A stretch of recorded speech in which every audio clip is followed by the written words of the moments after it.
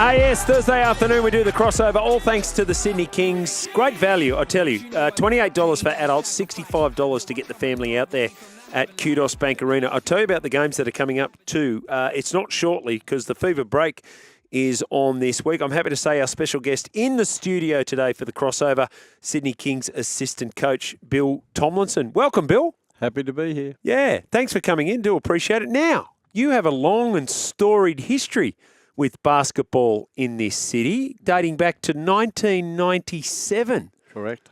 So tell us a little bit about how that all came about. 97, I think you came up for the Flames, for the WNBL. That's correct. Yeah, I was with the Hobart Devils. Right. They were put out of misery at that time and not in the league anymore. I'm glad to see them back now as the JJs. Yeah. And that's very exciting. And I was brought up to coach the Sydney Flames. Yeah. Which is one of the better jobs I've ever had. Okay. Because I had 5 Opal players on that team. Okay. Who were the star players? Because you won the WNBL. Yeah, we were year. Undefeated regular season, lost the semi, ended up going to Adelaide and beating Adelaide for the chip. Yeah. Wow. Yeah. Who were the star players? Star players were Trish Fallon. Oh, yes. Robin Ma, Yes. Annie LaFleur, Karen Dalton, and Rhonda Bates. And our bench was pretty sharp as well. So there you go. It was a who's who of Australian women's It basketball was, yeah. at the time. I'd have to be an idiot to mess it up. Just get out of the way, Bill. Exactly. I didn't get in their way and just coach smart. Well, you're clearly doing a job that was identified by the organisation, or by the Sydney Kings organisation. Of course, they're together now, the Flames and the Kings. But you then joined up with a bloke named Brian Goorjian and had a little bit of success with the Sydney Kings. What are your memories of those premierships that you won, or the chips, as you call them, in 2003, 4 and 5? Well, we weren't known as the Violet Crumbles for a while. Yeah. And I did a stint by myself as the head coach with Brett Brown as the head coach, and we were the Violet Crumbles. Brett went to San Antonio. Yes. I stayed on. Brian come up. We'd had history as coaching in Melbourne against each other. He asked if I'd stay. I said, yes, I will, and away we went. The team that won that first championship was put together by Brett and myself, and Brian came in, and he was sort of like he was the source that really got it going for us defensively and professionally, and he was great. When you say the source, what is the source? You know, we talk about here on this program the superpower. What's the superpower, the special sauce of Brian Goorjian? Our work ethic and just the detail and the hard work. You know, a quick story. We got a game on Boxing Day. We got a practice Christmas Day. We're at the Comet Stadium in Alexandria, where we were based at that time. Yeah, it's getting on to 5:30, starting to get dark. Maddie Nielsen, who was with us at that time, said, "Hey, can you turn the lights on? It's getting dark in here." And I said, "Are you serious, Maddie?" I said, if I turn the lights on, we're going to be here until 10:30. Let's let it get dark, and then Gorge will send us home. But just unbelievable work ethic and the detail, and he's very personable, you know, off the court. Yep. Joke, make you laugh, put an arm around you, make you very comfortable. And on the court, if you don't do it his way, he's ready to kick you in the teeth and make sure it's done the correct way. Yeah. The one thing that struck, he's come in here a couple of times into the studio, and the thing that strikes me, and I'm not giving anything away here, he's 71 years of age, the energy that he brings to a conversation, to a room, and I can only imagine what it's like at basketball training, Bill. Yeah, no, the son of a coach. Yeah, the son of a long-time coach, so he knows, he's seen success and he's seen failure, so he understands. He knows if you want your group to play with energy, then you better have the energy. Yes. You know, doesn't play golf, you know, doesn't do anything else, but watch his basketball games and be prepared and then bring the juice. Yeah. He has about 3 coffees before 12 o'clock and might top off with a few Powerades, but he knows he's got to perform for his team to perform. And he's very deliberate about that too. Like health and physical activity is a big part of what he does for those reasons, right? Definitely. Yeah, I've never seen him eat a slice of bread, and I've been with him. Wow. Very, very conscious of his health and how he goes about his business. All right, what do we make of the King season thus far? So 7-6. It's been frustrating at times, Bill. There's been glimpses. There's been different rotations that are being used. Where are the Kings at now as they go to this fever break? Well, we spluttered into the fever break, honestly. Yep. We're a team that has a lot of same players that we've got a lot of guys that are same. Therefore, you'll see a lot of trying to keep everyone happy, not so much happy, but trying to play everyone and give everyone an opportunity that they can give something to the team. So we've got a lot of what we call 2s and 3s. Yeah. If we were talking about a fruit salad, we'd say we've got a lot of bananas, not so many pineapples. Right. And we're a couple of apples short. So they'd be ball handlers, guys that can put the ball on the floor. We've got 2s and 3s that can get out and run. So the point guard position is been up and down. So you would have seen inconsistency when Jalen Adams was out. Yep. And then we had a few different people in there trying to run that. Sean Bruce has been great. Normally, he is that sort of backup guy, but he had to go from backup minutes to major minutes. Yep. So it's a little bit rudderless at that point. We get to the break now, take a breath. What's been good, what's been bad, clean it up, more consistency. What does a fever break look like for you guys? Because as you say, you did splutter into it, and so as a result of that, and it feels like cohesion is a really important thing, because as it is every year, there seems to be a whole heap of different players thrown into the mix and right, now sort out how you're going to play your best basketball. So rather than having a break at this time, I guess you guys are in there and saying, right, we've got some work to do, boys. Oh, 100%. We give them a couple of days off, the players, get yourselves right. Coaches had a day off, and then, we had a fairly heated meeting as coaches, which is great. Let's argue this, argue that. Okay, this is how we're going to do it moving forward.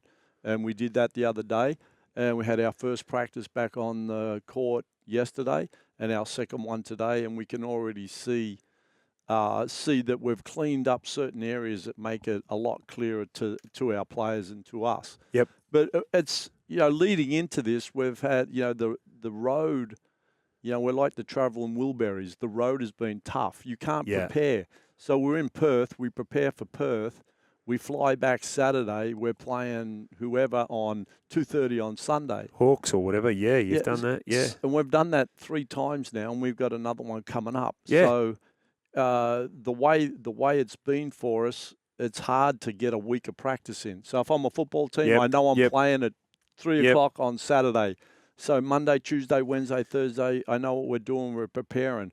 For us, that's been difficult for us to get a stretch of 3 or 4 days together where we can get prepared for a team, because we're always heading out, always at the airport. I'm not a conspiracy theorist, right? But if I look at that draw and the way that you've described it now, and then I look at it, what's coming up? So Cairns in Cairns, they're 3-9, bottom of the table. Okay, that's Friday, November 29th. That's next week. On the Sunday, Melbourne United in Melbourne. December 1, 2 o'clock game. So again, I'm not a conspiracy theorist, but if I said the NBL have done their best to make it incredibly difficult for the Sydney Kings this year, how would you respond, Bill? I would say, that's tough. And, obviously our club likes Sunday games are good for us. Yep. And then the venue, it's a pretty highly demanded venue is Kudos at this time of year, as we see all the. So it's a juggle. But at the end, when we get to the bottom or the second or the third, the last third of the year, we have 8 games at home. But but we gotta survive at this time, where we are right now. That matters, or it might not matter. Yeah. So we have to deal with what we got to deal with.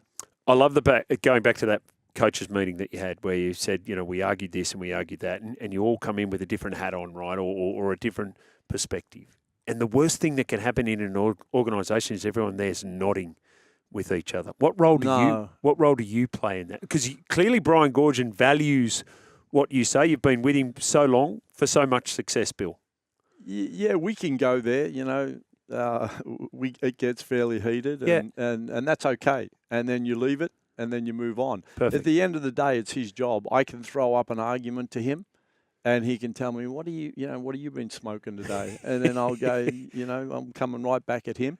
And then we agree. And then at the end of the day, he'll say, well, this is how it's going to be. This is what we're going to do. And he gets 100% from me on that's how it's going to be. Yeah. And the same thing with the other coaches. They're new dealing with Brian. They haven't dealt with Brian. And I've been around him a long time. So I know when to shut up and move on. Yeah, yeah. It's a great quality in any organisation. Someone walks in and challenges those people in power. I think it's really important. But then falls back into line once a decision is made.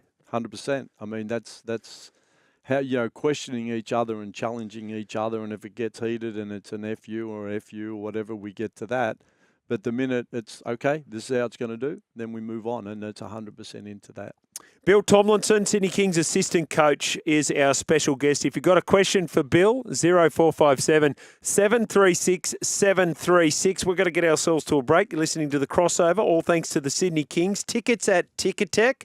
Adults, $28, family, $65. It's a great afternoon out, and we know that. So, although those two games, Cairns and Melbourne, that are coming up, both away games, but there'll be a game around the corner at Kudos Bank Arena. Let us know about your time, because basically I think you spent more than a decade over in China. How did that come about? 12 years. Well, the Kings went down. I'm a lucky charm. The Hobart Devils went down. Then I come to Sydney. I actually got the job. Gorge had gone back to Melbourne, where he's based with his family. I got the job, and then that was the infamous Firepower era. Yes. So again, down go the Kings. There's no Kings for the next 3 or 4 years.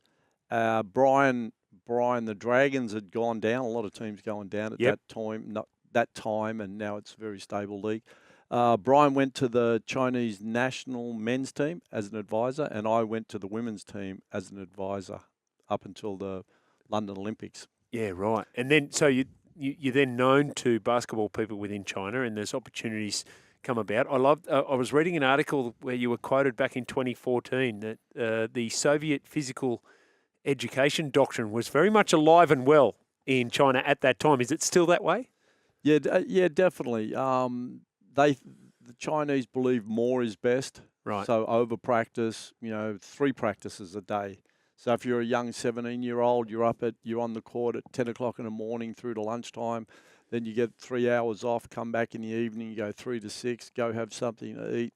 Then they're dragging you out of your bed in the afternoon to shoot foul shots for an hour or a half. So it's, for a lot of the young kids in China, it's 3 a day, 6 days a week.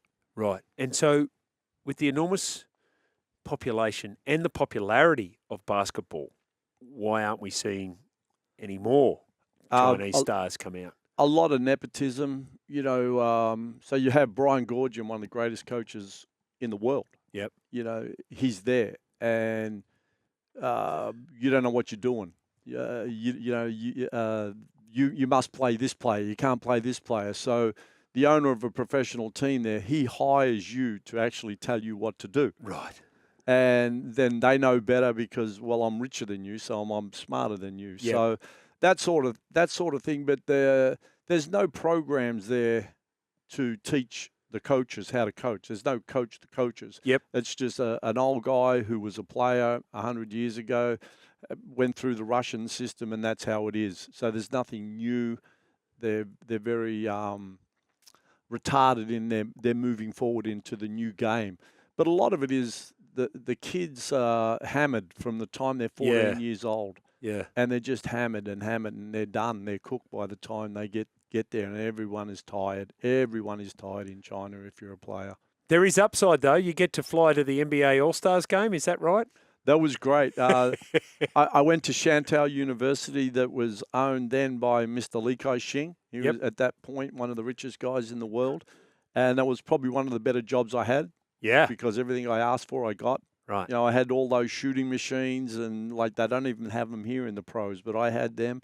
my manager, who said, Mr. Lee wants you to go to the All-Star game. Yes. You got to fly to Hong Kong. So I flew to Hong Kong, and then I had to be in a certain place, and then I'm in his Learjet. So flew to San Francisco, landed in San Francisco in the Learjet, picked up someone else who was going to the game into New York, saw the All-Star game, then flew back after 3 or 4 days, having a good time in New York. That's fine, but it's not Kudos Bank Arena, which is where you're doing your best work now. Hey, Bill, great to have you in. Could talk forever about your experiences in basketball. We wish you all the very best with the Sydney Kings the remainder of the season. We look forward to those 2 games coming up, Cairns in Cairns, Friday, November 29, and Melbourne United in Melbourne, Sunday, December 1. Great to have you in, Bill. It's been a pleasure. Thank you very much. Bill Tomlinson, assistant coach of the Sydney Kings. You're listening to The Crossover. All thanks to the Sydney Kings. We'll get a break, and then we're back to wrap things up.